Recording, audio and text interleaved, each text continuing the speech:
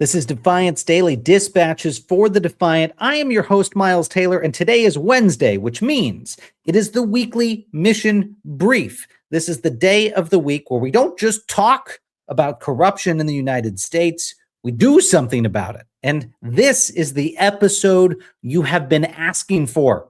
You have been asking us again and again, literally every single day. We get dozens of emails and direct messages asking us, what are my marching orders for the midterms? Well, you're in the right place. This is where you're going to get them today. You're going to get the marching orders for what happens before the midterm election, during the midterm election on November 3rd, and after the midterm election, regardless of what happens. This is what we're going to walk through today with some special guests. But before all of that, since it's Wednesday, we're going to talk about the Defiance win of the week. And I want to tell you about the Defiance win of the week with my friend, Defiance.org co-founder, Xander Schultz, who is here with me. Xander, happy Wednesday. Hey, how you doing, buddy? This is a great day to be a Defiance.org member, a Fantastic. Defiant. And if you are not, then let me just spare you the call to action by saying, go to Defiance.org. Okay. If you're already here with us, I think you're going to go there and be sold that at a minimum, you should sign up for our updates on threats to our democracy and what you can do about them. And at a maximum, you might decide you want to be a part of the nonprofit Club for the Courageous to fight back every single week. Go take a look and please like and share and subscribe. Do the maximum. Do the maximum. Do the maximum. Come on, become a member. Like this is it. This is it. It's like if you can subscribe to Netflix, but you're like, I don't know if I can subscribe to Saving Our Democracy. I'm not totally sure you deserve the democracy. I'm not even joking. Like, go to the autocratic country and keep your Netflix. Okay, that's my recommendation. I got bad news about that. They don't allow Netflix. That's right. That's right. Go enjoy Russia's version of Netflix, which I'm sure is just as good. It'll be fine. It'll be good. Xander, let's get into the Defiance win of the week. This is a good one, and I think we're going to see more like this as we move our way into election season. And the win of the week comes out of Butler County, Pennsylvania, where there was a special election that was held last night. Now, we all know Pennsylvania, swing state, important swing state. But this district in particular is interesting. This district in Pennsylvania and Butler County is solidly Republican. At least it was not a swing district. At least it was not in 2024. This is where Donald Trump won by 18 points in 2024. Okay, that's a red wave blowout. Okay, Republicans outnumber Democrats there nearly 2-1. Again, deep red location.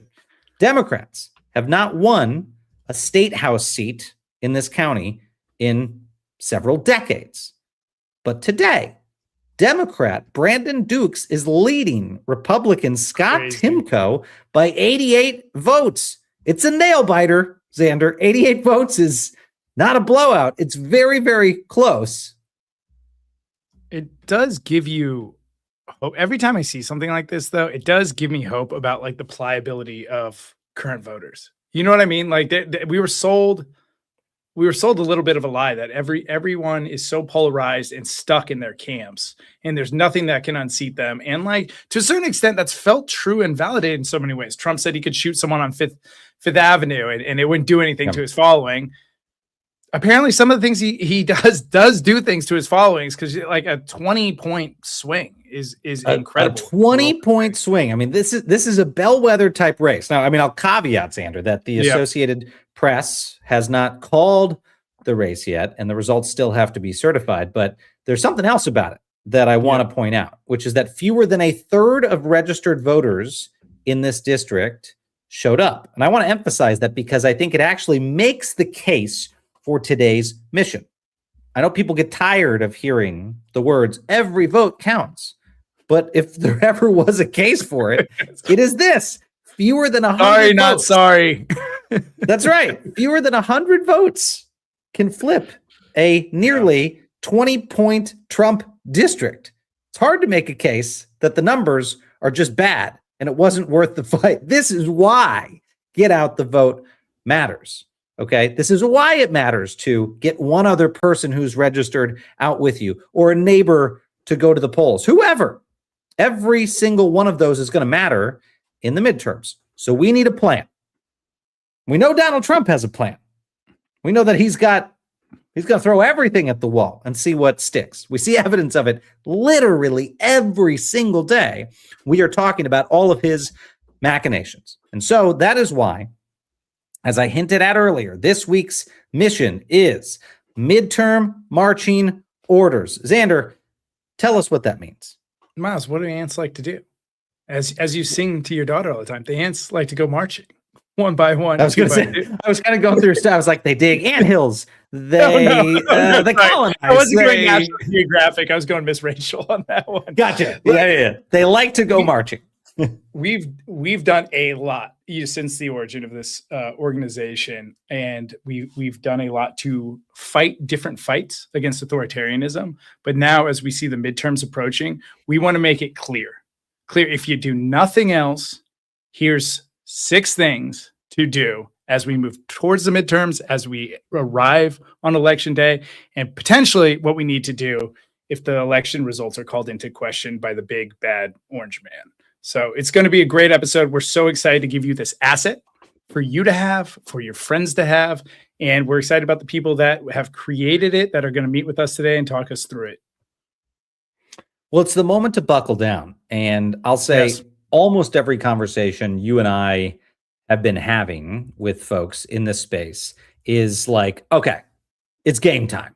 It's game time. You know, we've talked a lot about a lot of different things that might happen in this election cycle, a lot of different things that the White House may try to do, but there are very tried and tested things that we can be doing and some novel things that we can be doing that will almost certainly, if we buckle down on them, protect our democracy and keep us from sliding deeper into the pro-dictator direction of this country. Really, really reliable things we can do. And it's all about execution for the next 2 months. And before we get there tonight, Xander, before we talk to our audience about what you should be planning for the midterms, and I promise you, we're going to leave you with a literal checklist. We're going to leave you with something that you should print out and put on your fridge.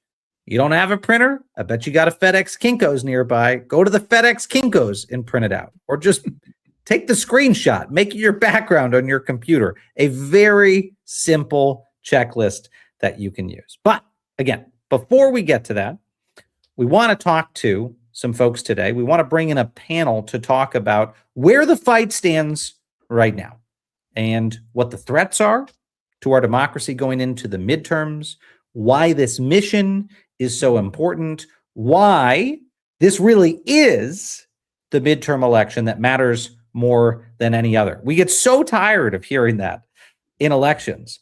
Thankfully, though, people are not tuning out that message, Xander. As we talked about the other week, more Democrats than have ever been recorded say this is the most important midterm election in their lifetimes.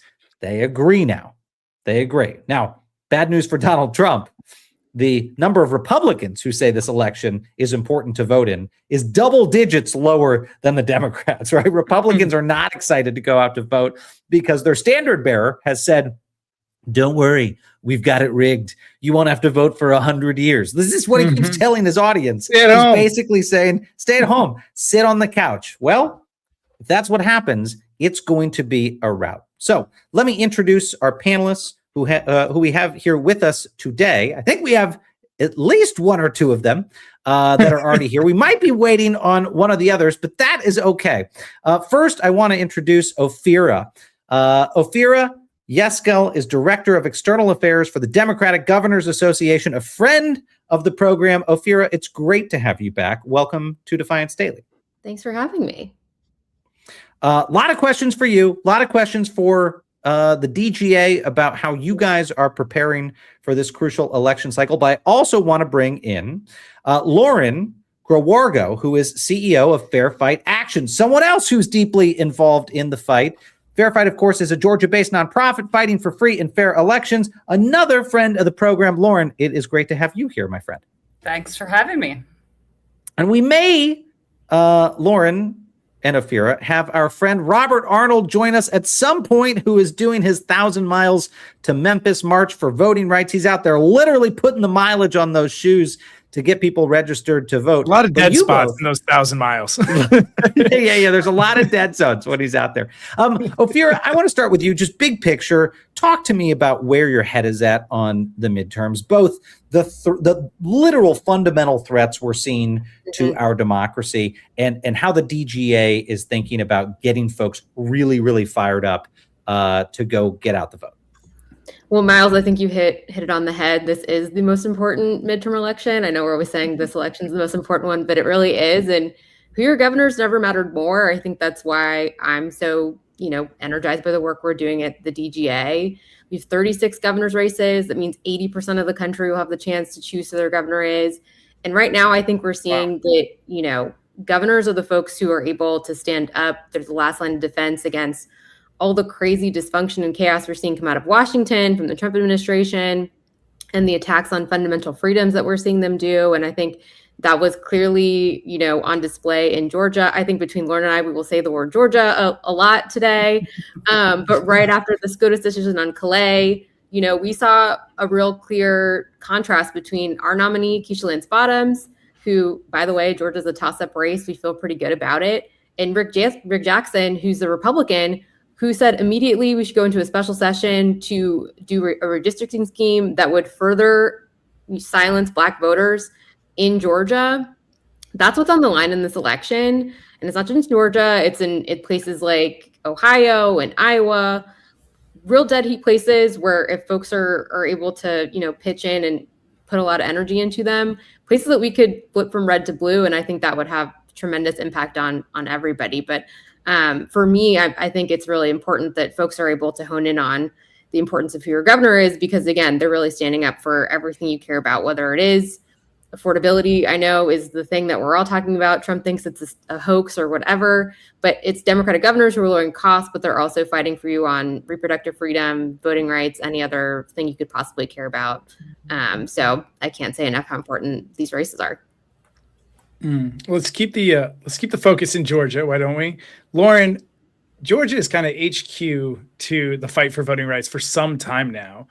We are forced to revisit some old fights, like the potential to have, federal officers at the polls, the type of voter intimidation that kind of defined the 50s and 60s, that first civil rights movement. I wonder what you have learned from the elders there. I know Stacey and the team tap into them often on how to prepare for this election, which might look a lot more like 1950 than 2016. Well, you were talking to not just the co-founder with Stacey at Fair Fight, but a Fulton County resident. So as I sit here from Fulton County, which is the county that the MAGA regime is most obsessed with, the only county in the country that had federal law enforcement armed come to our board of elections this year as part of their effort to fundamentally try to break election administration in the most populous Black county in the South, the 9th most populous Black county in the country. And we think back to the insurrection. The insurrection was really inspired. They name-checked places. They name-checked Atlanta, Detroit, Milwaukee, Phoenix. These are places where Black and brown voters have really dominated. And so I want to touch back on something that Ophira said. We all know that it's crucial to elect a House majority to investigate and put this out of control wannabe dictator in check. I think that's very clear. We also know that we had to go for it in the Senate, and it's a little bit of a tougher path, but it's a doable path. But I want to make sure the dots get connected. In this current world where we have a court that's undermining our human and civil rights, the importance of state races has to be held at the highest level, because in the South and in most states in the United States, it's state government that draws the congressional maps and draws all the way down to the school boards. They have concocted, hand in hand with the Federalist Society and the Roberts Court, a plan for ultimate power at the expense of Black political agency as well as economic agency. And if we do not go for it all the way up and down the ballot in as many places as possible, they're going to steal 16 more Black majority congressional races in the South. Our report that we put out last year at Black Voters Matter outlines in the post-Calais environment that Republicans could sees 19 Black majority seats in the South. Why the South? That's where 60% of Black Americans live. And they are attempting to rebuild a Confederacy. That's not just a Southern problem. That's an America problem. America cannot have the South become a Confederacy because 19 seats is one-party control of Congress. So that is where we have to break Republican trifectas in the South. Right now in traditional South, Georgia is really the only place we're poised to do that. We have two paths to break the trifecta here, where they want to come and steal 2 Black congressional races. Once that is done, we have the governor's race and we have a shot to win the state house majority. We're the only Southern state with that. So I think it's not the only state that really matters at the state level. We can break super majorities in places like North Carolina, possibly Florida. So this is going to be one of those elections where we have to understand when we're doing our GOTV work, our volunteer work, maybe you're inspired by a Roy Cooper in North Carolina or my home state, Sherrod Brown in Ohio. You got to be talking about Amy Acton and David Pepper, right, in Ohio, because we got to blunt this. They're not going to just come for Black and brown districts in the South. We're already seeing impact litigation to go after them in other places. So this is one of those 4 alarm fires. I know I'm piling on that, where as we look around, the voter suppression, election denialism, Federalist Society combined with MAGA is all coming to a head at the same moment. And so we have to understand what we can individually do and organizationally do to pick some fights where we can advance winning this so that at the end of this next year, we live to fight another day.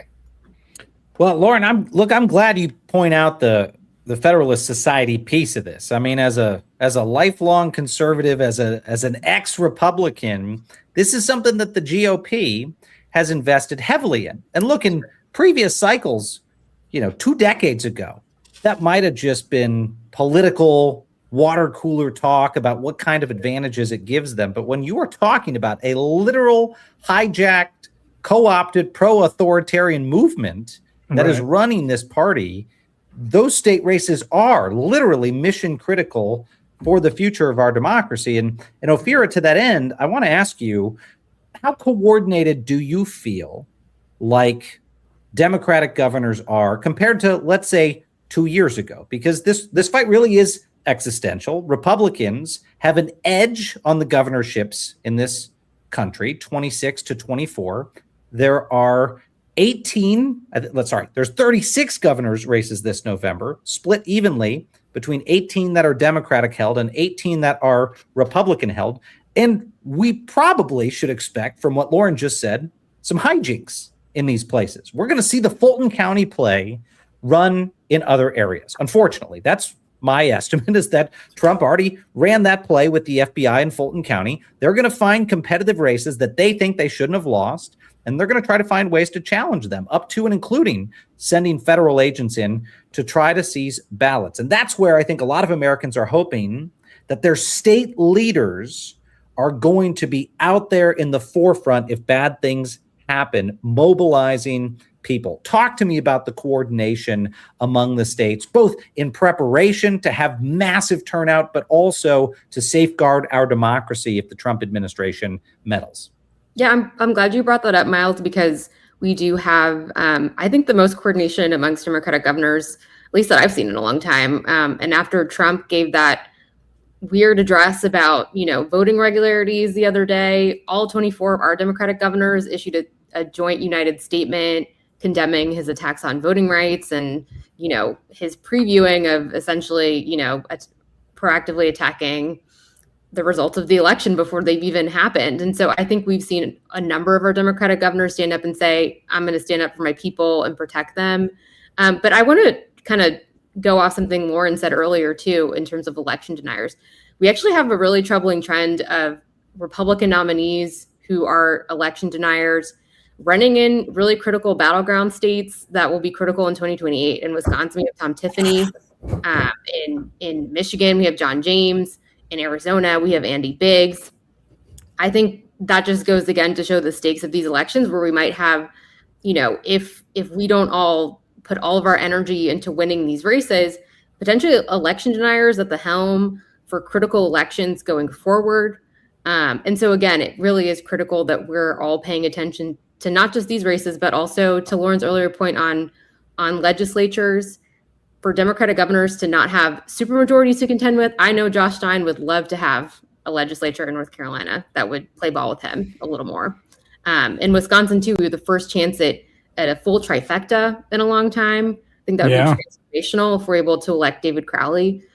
So the stakes are high, and I think we can all meet this moment if we do pay attention to these races and the power that executives have. And another point, in case people are like, I'm not really paying attention to the midterms, I'm so focused on 2028.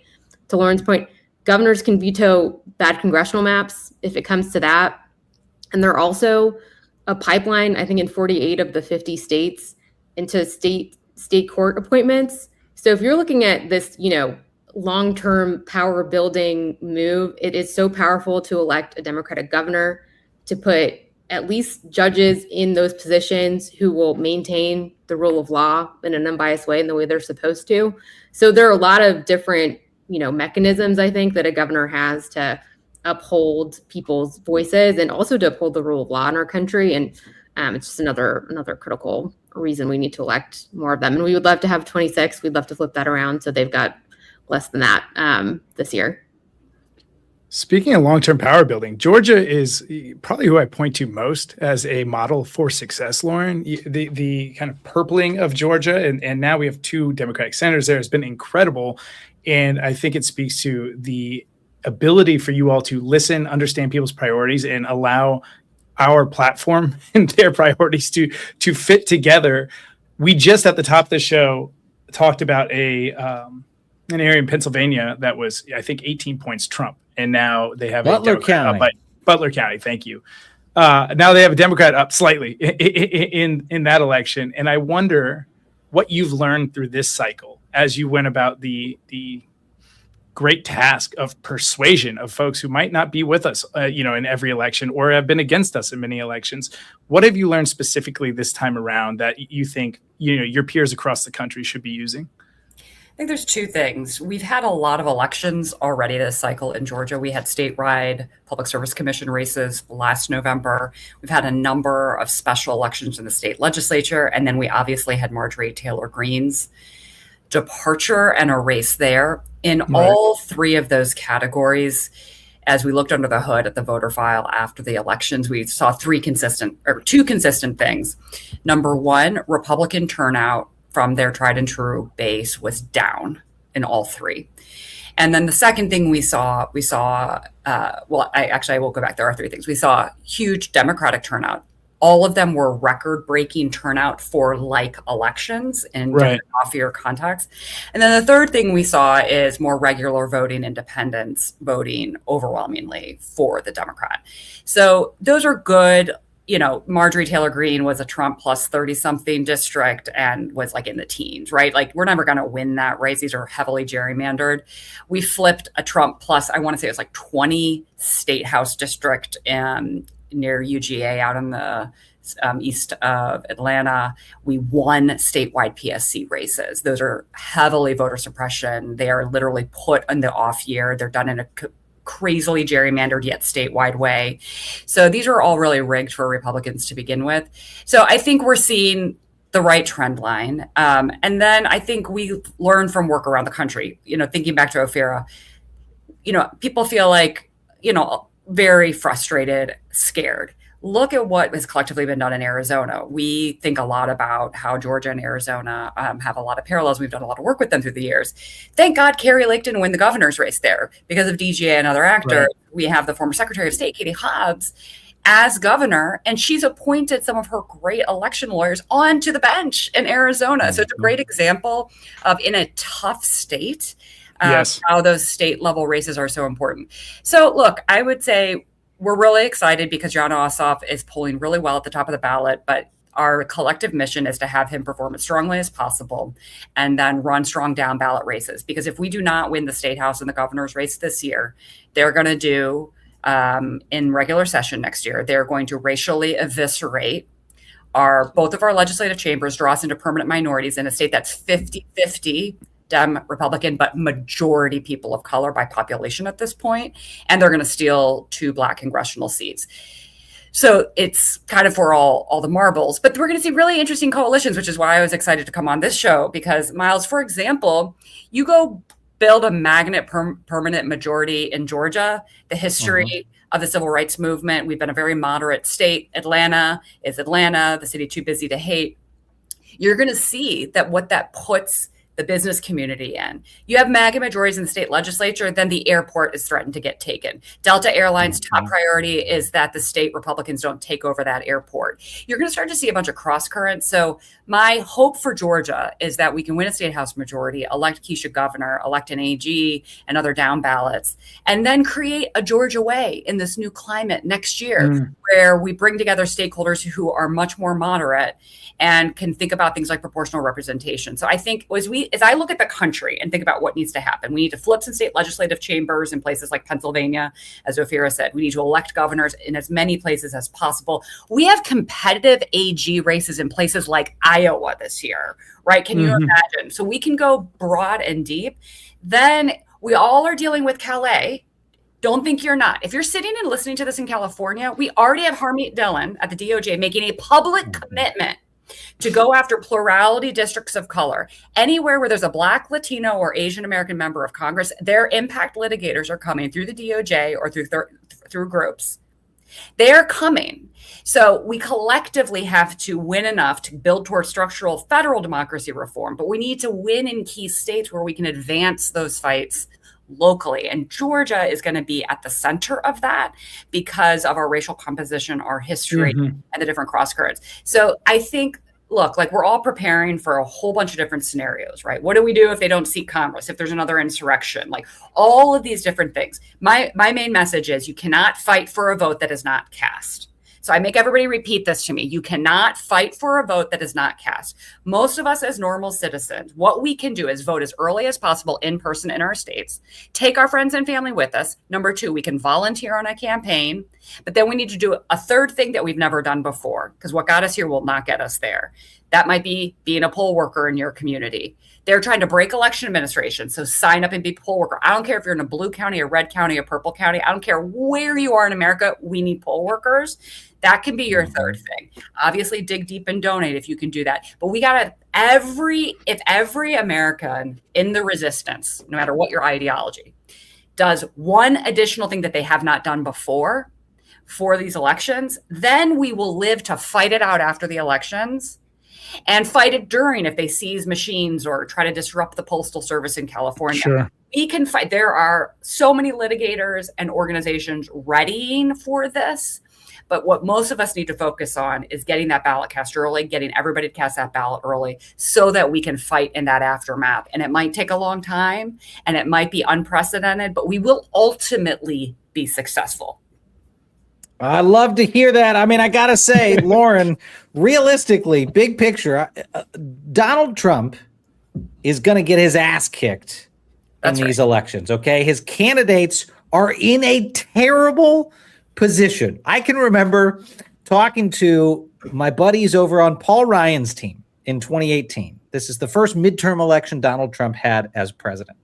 And I asked them, how are Republicans feeling about running on Donald Trump's brand? And the exact quote from one of Ryan's senior advisors to me was, they want him to please go the fuck away. That was their message, right? They didn't want, and that's back in 2018. They didn't want to have to run on Donald Trump's record. And by the way, back then, Donald Trump had a 45% approval rating going into the midterm elections. And guess what? He lost 41 seats in the House of Representatives at a 45% approval rating. Today, in some polls, Donald Trump is at a 30% approval rating. Among independents, he's at a 25% approval rating. The headwinds are really strong for any Republican who has to run under his brand. And this time around, they still want him to please go the F away. Here's the problem.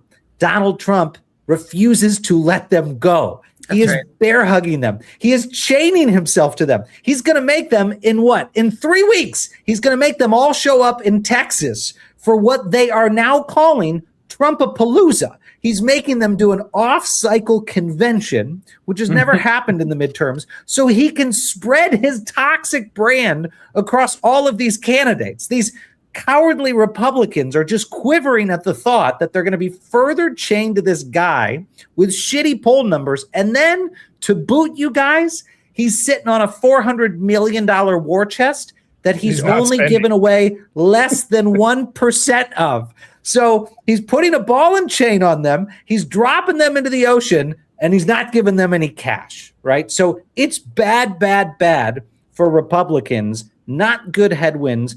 Ophira, I want to end with you and ask, maybe you think my assessment's too rosy. What's got you feeling optimistic about this cycle? Well, I think you laid it out so beautifully, Miles, and we have so many Republican members of Congress who are saying, wasn't that so great that we cut your health care, that we passed these tax cuts for the wealthy, that we're getting rid of SNAP benefits. Now we want to bring that to the state we're in and run it. Like, I just think that's such a ludicrous proposition. And I think people are not responding to that well. And Lauren touched on this earlier. There's been so much Democratic enthusiasm and energy on the ground in our primaries. We saw that in Wisconsin. I think we had 300,000 more voters show up in our primary than the Republican one.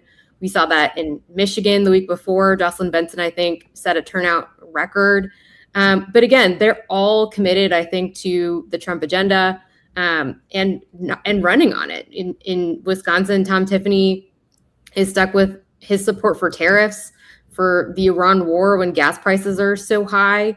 And so all of them, I think, like you said, are really stuck to that. And you mentioned Iowa earlier. We're really excited about Rob Sand. I think he's running the right kind Rob's of race. the man. He's fantastic. And I think right now, Iowa needs an auditor. He talks about rotating the crops and how 10 years of Republican leadership of Iowa has been disastrous for them. And then their nominee is a guy named Zach Lane, who he lives in Kansas still. He jets in and out, says maybe you're living. Can't make that up.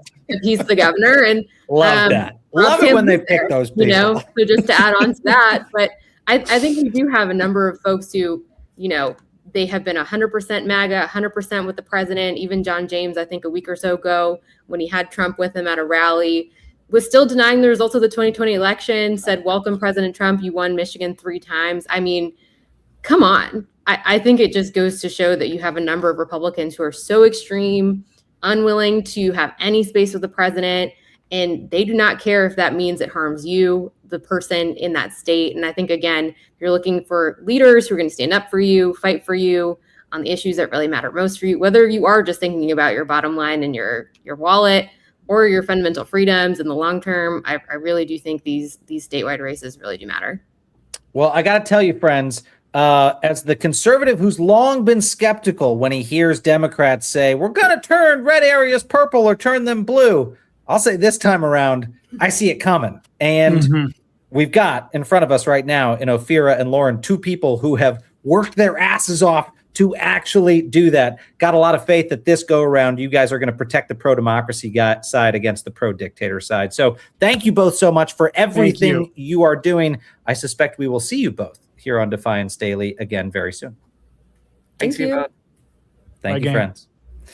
Xander, look, I feel I can't even believe I get so fired up for Democratic candidates. Again, this is old, Republican Miles Taylor talking here. We're in the fight of our lives to protect our democracy, and I'm so thrilled to see so many organizations working together, bringing coalitions together, bringing strange bedfellows together to go win these key races and protect our democracy up and down the ballot.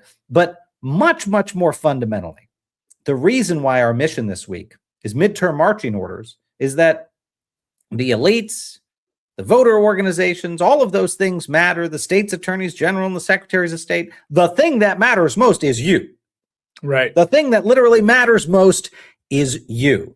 And if you think that's just a talking point, you're not sufficiently scared about the state that our democracy's in, because you have to make this happen. You have to prioritize it. You cannot on November 3rd, if you wait that long to vote. Hopefully you take Lauren's advice and you vote in person before that if you have that opportunity in your area. But you cannot on November 3rd be sitting at the office desk and say, I really should do this next Zoom call. I can't make it to the polls. Cancel that Zoom call. Get to the polls. That's a teacher. Because it might mean, like in Butler County. It's like teacher. That's right. It may be the difference between you keeping your republic and not keeping your republic. And so tonight, we're going to talk about what you can actually do about it, what your personal midterm plan should be. You should have one. We're literally going to lay out for you what is Xander's plan, what is my plan, what is your plan. And we have brought in for that conversation tonight our friends from Freedom Trainers. We've got Rivera's son with us from Freedom Trainers, who put together the People's Election Playbook. Rivera, it is fantastic to have you with us at Defiance Daily. Thanks so much for having me on. I did not put together that People's Election Playbook, but I am glad to be part of the team that is circulating it and uplifting it, because the people who put it together are really quite brilliant. Nope, Rivera, I said you were the author, so in Trump's America, that just means it's true. Yeah, that just means it's true. But in my America, we have to be a little truthful. I am the author of the Dandelion Insurrection, which many people do know me for. All right, well, there we go. Fiction about resisting a hidden corporate dictatorship in a slightly fictionalized United States, prescient. Oh my God, we're launching a book club soon too. We got to talk. You all should read it. You'll be like, wow, this is like what we're living through. It did set me on this path of being very committed to resisting. I loved how you framed it, Miles, the pro-dictatorship versus the pro-democracy struggle. We are really in the fight for our country right now, and for the long-held ideals that generation after generation after generation, all kinds of different people have struggled for, largely with nonviolent resistance, strategic non-cooperation, from the suffragettes to the civil rights movement and beyond. Now it's our turn. We're on deck, and this is the moment. And you know what? The good news is we are not alone. People around the world have kicked authoritarians and dictators out of power, kept them from stealing elections like they're trying to do now. And you know what one of those groups is? Us in 2020. Donald Trump has already tried this before. He has already tried to steal an election. And it's because of people like Freedom Trainers and Choose Democracy and Hold the Line, Protect Our Vote, Count Every Vote in 2020. And people like you who got activated, got involved, did that one extra thing, like our previous guest Lauren was saying, that we stopped it. We stopped that from happening.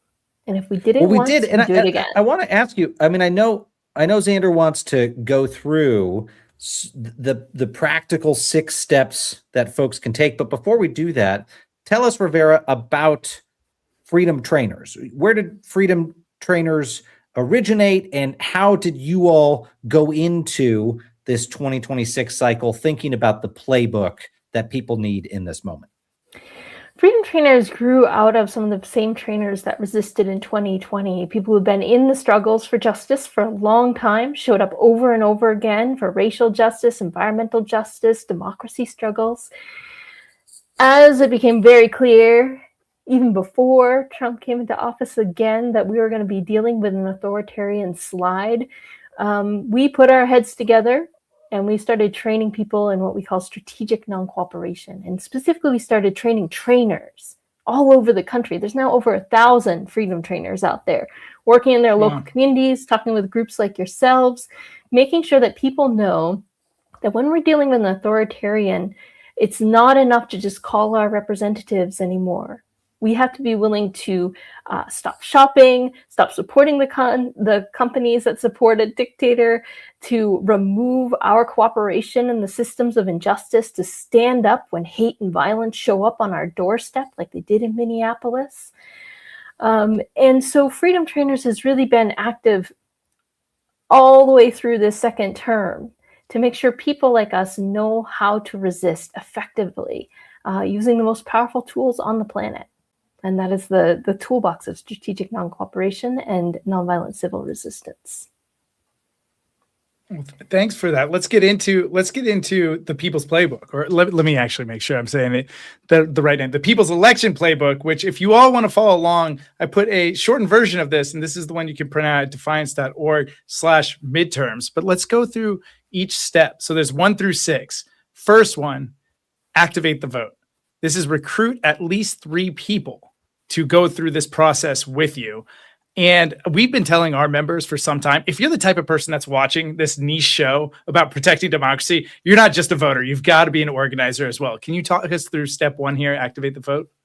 We're really used to, in the US, thinking as individuals and thinking of, I'll just take care of me, one and done. That's not going to cut it. We need to think like communities, and we need to reach out to people to make sure they have a plan to vote and that they're going to go down to vote.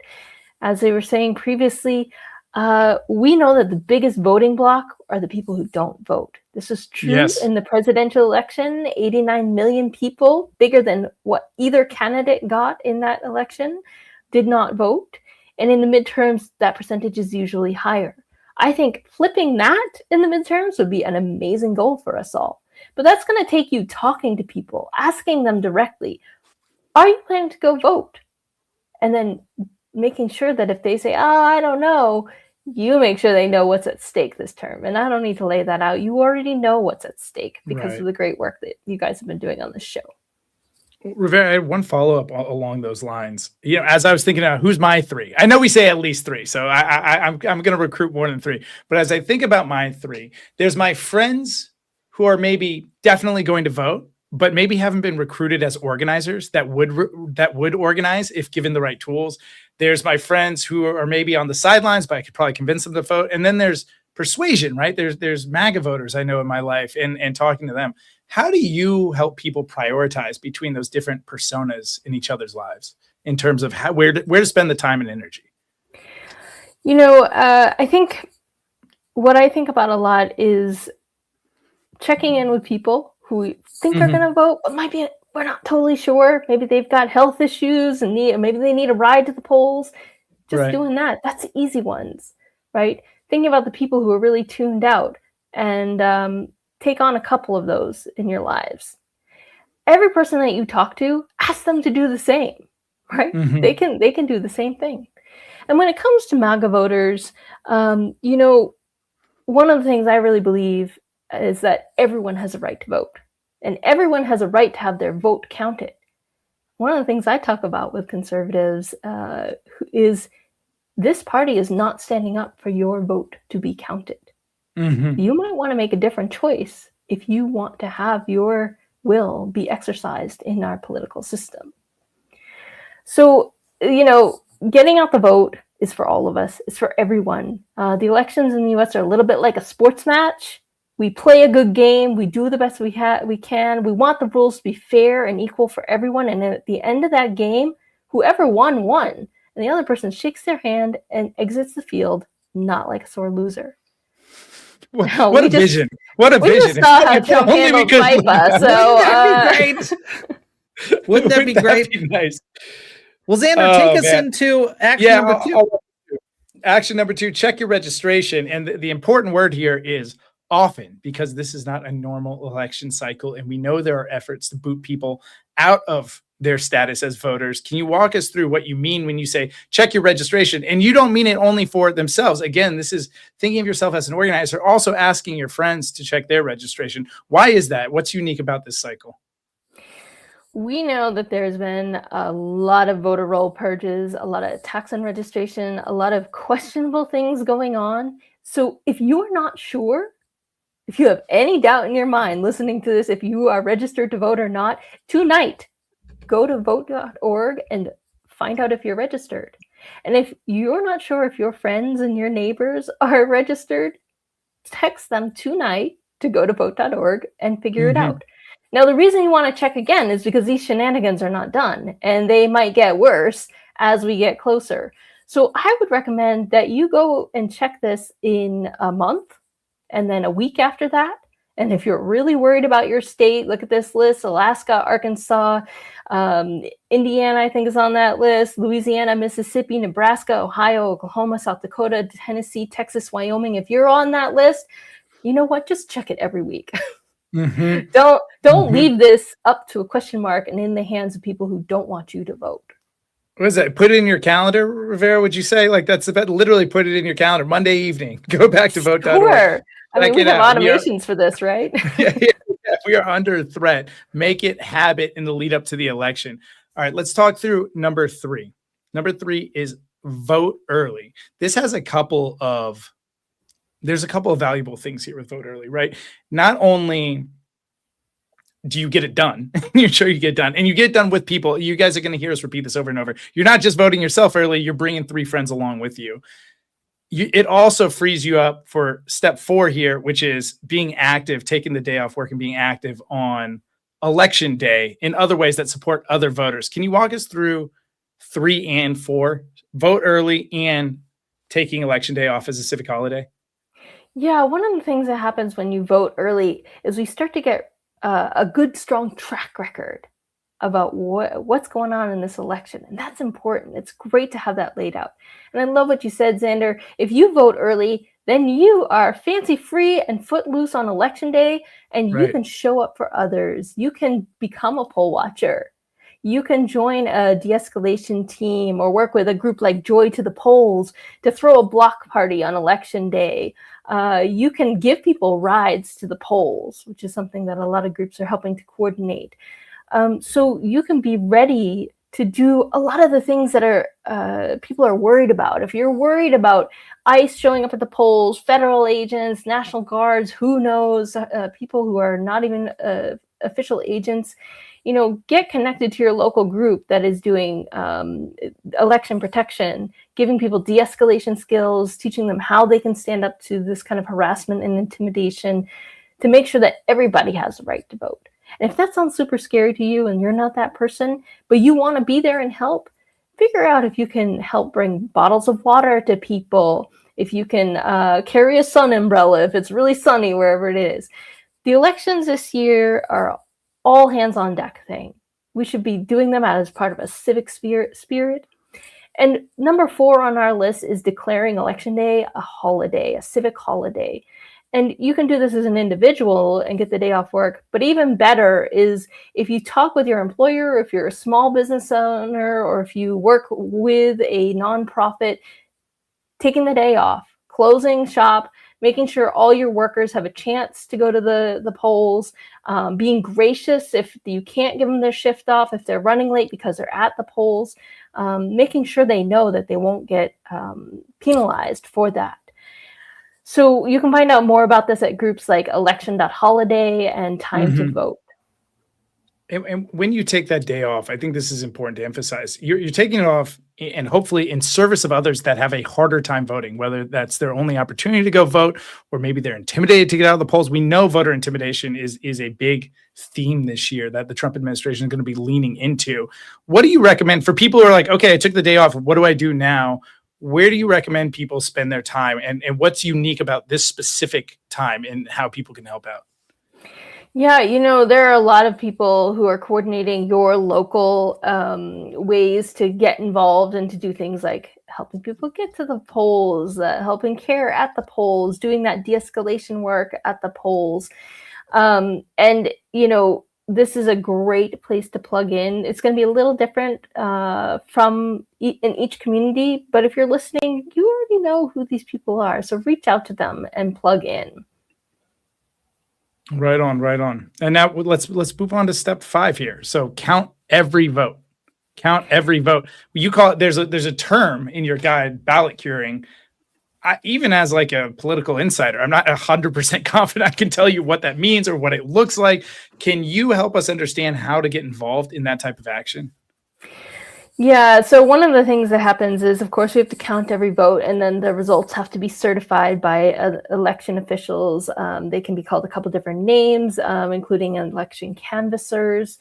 And so part of what we want to do is to hold that sacred space that happens every time there's an election. Make sure that nobody rushes to conclusions like Trump did in 2020 on election night when he's like, "Ooh, I've won." He was wrong then. They're going to be wrong when they call it too early now. And our job as citizens is to say, hey, our eyes are on you. Our eyes are on you to make sure every single one of those votes is counted. Nothing gets thrown out. Nothing gets rushed to conclusions. You don't just have officials like they had in Detroit in 2020. 2 Republican officials refused to certify hundreds of thousands of votes because of that's an undertold story. What happened in Detroit? Dozen. Yeah. So let's tell that really briefly. So in Detroit, 2 Republican election officials weren't going to certify this. And not for nothing, it was a majority black or largely black district that they were doing this to. So the people showed up, hundreds of them, and said, hey, you need to certify. Even after they agreed to certify it, the next day, Trump and one of his folks at the RNC got on the phone and tried to intimidate them into not doing it. The shenanigans went on and on. People had to go to the airport and meet these people at the airport after they had gone to the White House to meet with Trump. This is completely partisan and completely beyond the pale. But because they were mobilized, activated, and shown up, it didn't happen in darkness. It was unignorable. The state attorney general got involved, and the votes did get certified. This was a huge swing district. This was really important. And it happened in Arizona, things like this. Happened in Wisconsin, things like this. So we are putting ourselves and you on alert. We want you to be ready to do these kind of things and to do them non-violently, to do them in the spirit of love of our democracy and love of our citizenry. This isn't about partisanship when we get right down to this. This is about us saying everyone's vote should be cast and everyone's vote should be counted, and the results of those votes need to be honored and certified and upheld.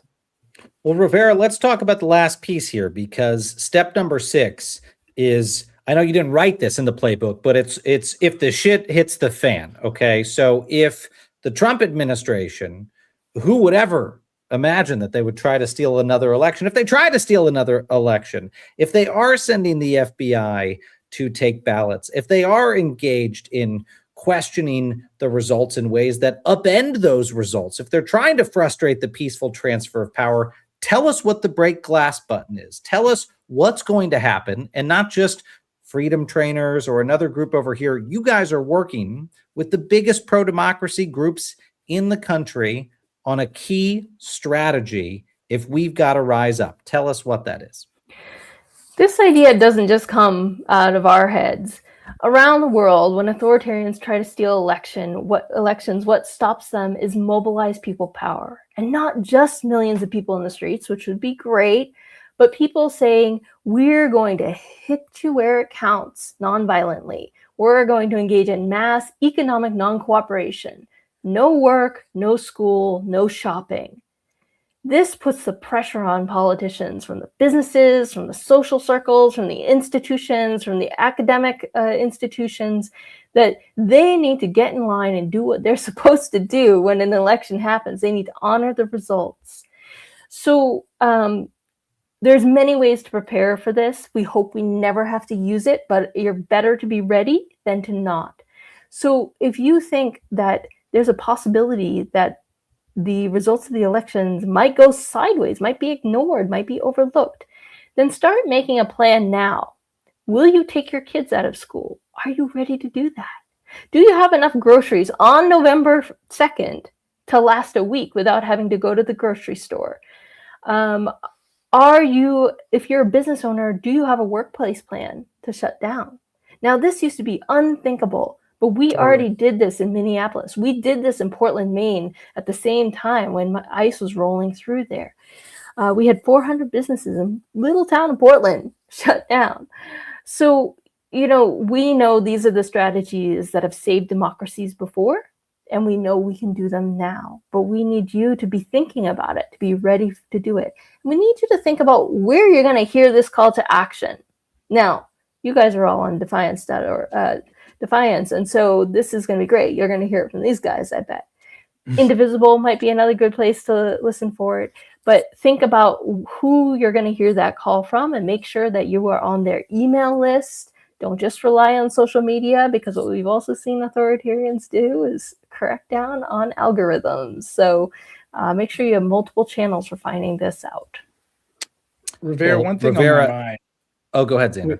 Sorry, Miles. I was going to say one thing on my mind. We had Aru from Sunrise Movement on here when Mayday Strong was going on. And they were calling it a fire drill, a practice, for something we hope we don't have to use, but we may have to use.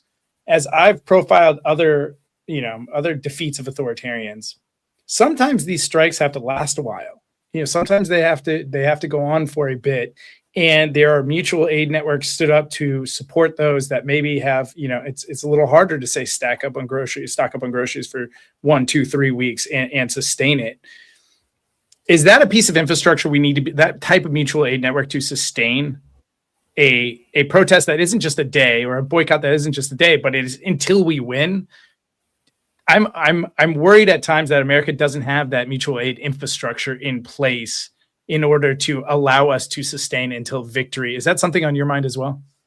Absolutely. And I think Mayday Strong has been working very strategically and systematically to get us to think through all the things that we've been talking about here today, and to really understand that when you resist authoritarians, this kind of strategy is almost always required. And to sustain it, it's not just, we love No Kings. We need the No Kings protest. We need to show up and show our power. But we also need to prepare ourselves to sustain protests and mass economic non-cooperation day after day after day. And that will take infrastructure like plugging into mutual aid, having a check-in support network with your friends and family and neighbors, being prepared to weather the storm of a moment like this. We all watch what happened in Minneapolis. They showed us what it's going to take, what it looks like when every day 50,000 people sign up to go do ice watching. When people sign up to bring food to their neighbors who can't leave their house because they're being targeted by this horrible apparatus. So yes, we know that we need to start thinking through this, and that's why we're asking people to do some of that legwork. You guys are going to share with them your midterm marching orders checklist. Also make another checklist about what do you need to do. And remember, this isn't rocket science. We do this every time a blizzard rolls through Buffalo. All of us know how to do disaster and emergency preparedness. We just need to think of it a little bit differently in this times, because honestly, authoritarianism is a disaster. It is a political disaster from start to finish. And we can get rid of them. People around the world have ended authoritarianism. But it takes commitment, determination, and dedication. And that's what you guys are here, helping people get information to do. Well, Rivera, we cannot thank you enough for your guidance today. Every Defiance.org member is going to get that checklist. We look forward to checking back in with you and making sure that people are inspired to get out there and vote, to help others do the same, to protect our democracy. And if we got to, we're going to show up in the streets after the fact. Rivera-san, thank you so much for everything you do at Freedom Trainers, and send our best to the rest of the organization. Thank you. Thanks for joining us. Xander, talk to us.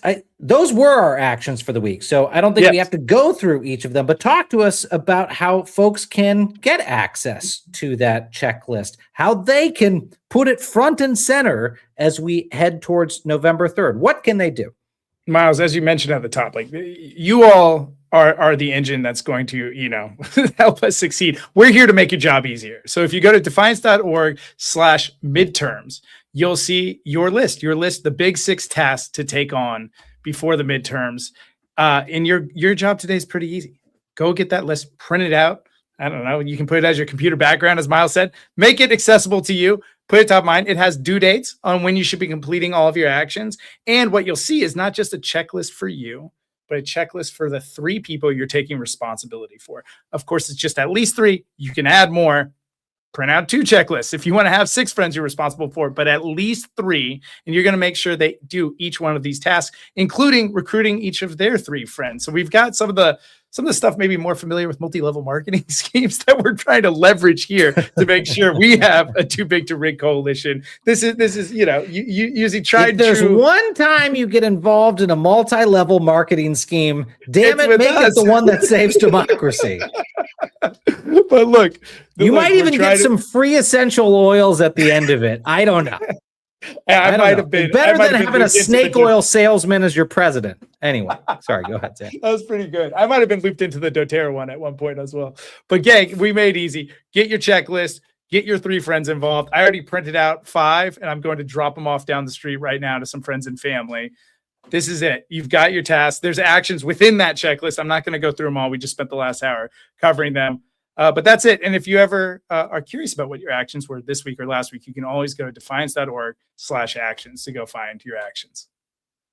Fantastic. Folks should go check that out. And that checklist is defiance.org/midterms. Go take a look. One of the items on there, look, if you get to number 5 and you're like, vote counting, like, I'm not going to go volunteer to be a vote counter and I'm not going to do the train. That's fine. On election day, if you're not one of the few who are there and trained to go be doing the vote counting, what I want you to remember to do on election day, if you have the opportunity, is just do a get-together.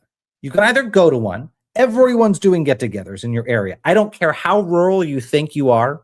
There's a get-together within driving distance of you, whether it's, you know, an indivisible chapter, whether it's the Democratic Party, whether it's a local campaign, there's a get-together. Go to one of those or host people at your house. I'm going to tell you why that's important to do a get-together.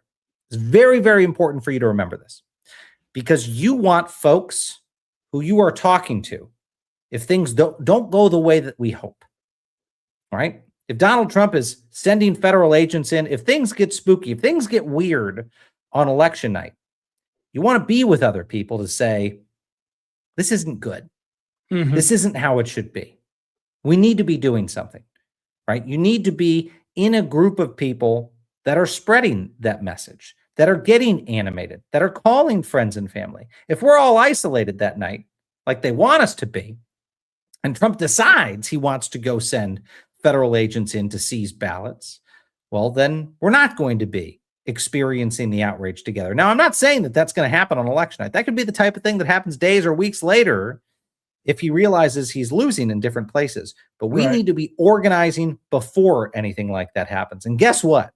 In the best case, you've just got a great celebration. You've got a great group of people together to have pizza, to watch the returns, to celebrate. Make sure that on election night, you got a plan to go be with people, to just start having conversations about where we are at.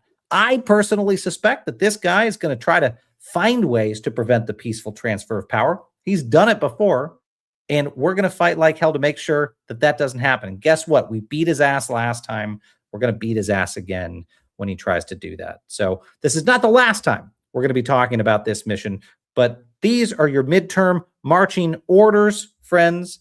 I want you to do what Xander said. Go to defiance.org/midterms. Get that checklist, print it out. We're going to be doing it. We're going to be following that list. We're going to be reminding you about these things as we get closer to our election, as well as some of the big activations that defiance.org has underway. One quick one I want to share with folks, Xander, is that we've talked a lot about the Trump-Epstein bookmobile. Xander and I just had a great conversation today. I think we have his and my plan finalized for joining the bookmobile at the very first stop. I know you've been waiting for that announcement. You're going to be able to go join the bookmobile the very first week in September. Book meal. Yeah. We should serve tacos. That is going to be one of the most powerful anti-corruption actions of this election season, reminding people of the cover-ups perpetuated by the Trump administration and the MAGA movement. And you're going to see some news about the cities, the activations, big news coming. I know you've been hearing us saying this. It's not like we're secretly just going to go park the truck in a parking lot. There's stuff coming. It's been a lot of work underway. We're very grateful for our partners at the Institute for Primary Facts. And it looks like Xander and I will be headed out there for the very first stop and many of the stops on that tour. So we're really excited for you to join us. And I think tomorrow morning, Xander and I have a conversation again with that team to finalize what that announcement is going to look like on those stops. So really excited about this. Go ahead, Xander. The only downside of starting so many things, gang, is now not only do we have our Defiance meetings, but we have our FAFO meetings, we have our GTFO meetings, we have our bookmobile meetings. So we're busy bees at this point with so many projects that we've all launched together. And then really I'll tell you one other. We've been a busy organization, and one of the others we want to remind you about tonight is if you have not left a message for a target of Trump's revenge campaign, this is your last night to do that. For the current cohort, we have up on the real Anti-Weaponization Fund website. That is awfund.org. This is the site that we launched to go raise money to support people who are targets of Trump's revenge. Now, we're going to have some additional announcements in September about the different folks and causes that we are backing. This was an effort we launched to create a real anti-weaponization fund, as opposed to Donald Trump's fund to try to go give cash to criminals. This is a fund that supports people who are being pursued by Trump's abuses of power. And on that site, there are 3 folks that we have listed this week who we want to send messages of support to. This ain't a gimmick. This isn't a marketing thing. The message that you write is going to that person. So I think we have Lisa Cook, who's a Federal Reserve Board governor that Trump has been trying to kick out of the Fed so he can take over the money printing powers of your government. She has been standing strong and fighting back against this administration. We have Letitia James, who's the New York Attorney General, who prosecuted Donald Trump previously and continues to be pursued by the Trump administration. And we have Georgia Fort, the independent journalist from Minnesota, who was arrested by the Trump administration for covering those ICE protests. You can go to awfund.org. You can send them a message of support. This is a thing you're going to hear me saying every single month, because we're going to keep adding, until this guy's gone, we're going to keep adding targets of Trump's revenge to that website and sending people personal messages. Why? Because I know from experience how life-changing this can be. Ask me, ask my wife, ask my family what it meant to us when we got those notes that said, we're with you. It bucked us up. It got us to stay in this fight. It's one of the reasons I am sitting here with you right now doing this, and I've made this my full-time job. So go show them that support. Make sure that people continue to have the spinal fortitude to stand up to this White House, and we're going to keep a rotating list there. In fact, Xander, I've talked about this for a year, and I kept expecting someone else to do it. No one else did it, and I'm sick of waiting for other people to do things. That's the story of my life. Is I don't like waiting for someone else to do a thing, because most people sit on their hands and they wait for someone else to do a thing. So we said, you know what? Let's launch this. We're going to raise this fund to help out different people who are being targeted, and let's make sure they get notes of support. Let's do it. So Thank you so much for going there, dropping off those notes. We're getting those to those folks. I think tomorrow is I'm sending off to all of their legal teams those messages of support for those targets to go read. So go check that out. Thank you, everyone, for your continued support of Defiance.org. If you watched this, and you are not a Defiant, you're not a Defiance.org member. What are you even doing?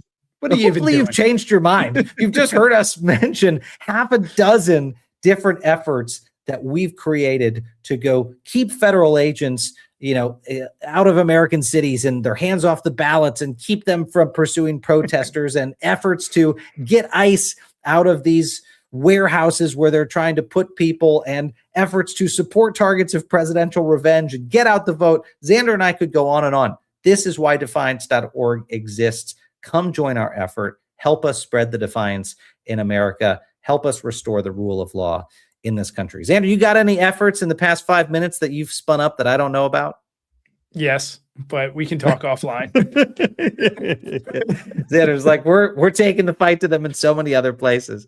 Well, listen, friends, we will be back on the air tomorrow, as always, live 5 p.m. Eastern at Defiance Daily. And it's been a beat. We will have our friend Maritza Georgiou back with us from his Bounded podcast on Substack. You will have Miles, Xander, and Maritza. Those are some of our favorite, most unpredictable episodes. So we're looking forward to getting the Three Musketeers back together. So join us tomorrow at 5 p.m. Eastern. Do we have time? We are in overtime. I said we were going to try to get some Q&A in today. We are in overtime, friends. But Xander's save up bladder is in overtime too. We gotta go. Okay. I hate to tell people this. This is more than you want to. This is more than you want to know. When you see Xander start to bounce, that's what's going on. It's almost a surefire thing to have happen. I know. When Xander's bouncing in my vision here on the computer, I know I got to end the episode. Thank you so much, friends. Defiance.org members, Defiance, you're going to get an email with a summary of today's weekly mission brief. And between now and when we see you tomorrow, stay loud, stay brave, and stay together. Thanks, friends.